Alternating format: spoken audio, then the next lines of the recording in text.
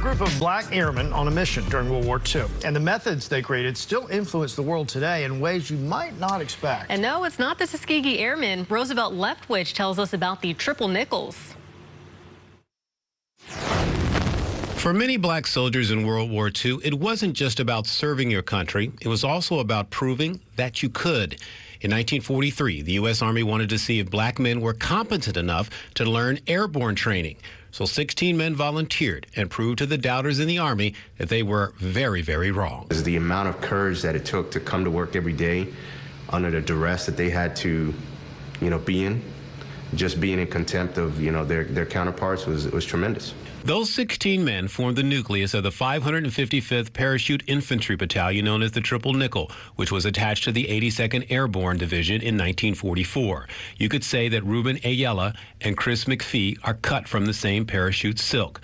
Both served in the 82nd Airborne Division and say it's their duty to carry on the legacy of those pioneers who, although they were trained as combat-ready paratroopers, had a very different mission during World War II. This is one of the Japanese paper balloons, identified by the code name Paper. From October 1944 to April 1945, Japan sent more than 9,300 balloon bombs across the Pacific Ocean.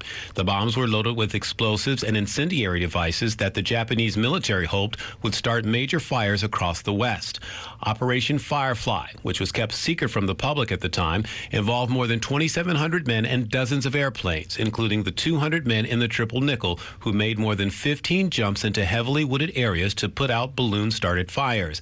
It was a role they didn't train for, but one that they did so well, it set a standard.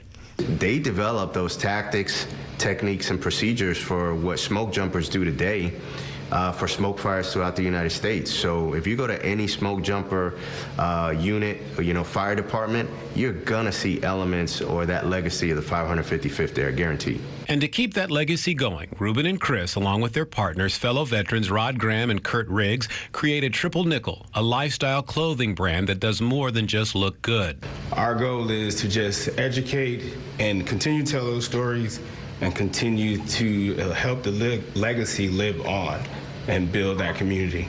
Ruben and Chris say their brand is now in more than 600 Kohl's department stores and is also making its debut here at the National Veterans Memorial and Museum in Columbus. It is part of the museum's Vetrepreneur store.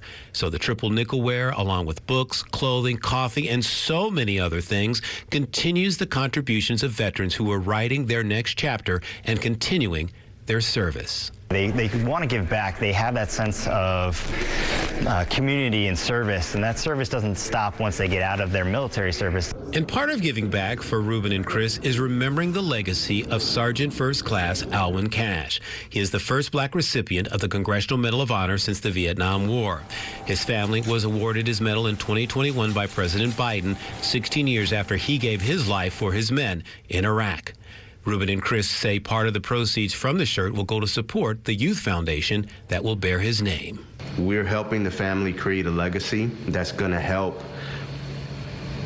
people that are looking to serve. Throughout history, people in the U.S. military have always worked hard to go above and beyond what was asked, because whether they were proving their valor, proving others wrong, or someone made the ultimate sacrifice, their achievements have to be remembered. Telling the story, their big storytelling element, that's what's near and dear to our heart. Wow, so important to know this history. It is, and I love that whole concept of veteranpreneurs. Yeah. Veteranpreneurs. I don't know if I'm saying it right, but it's cool. Yeah, I like it.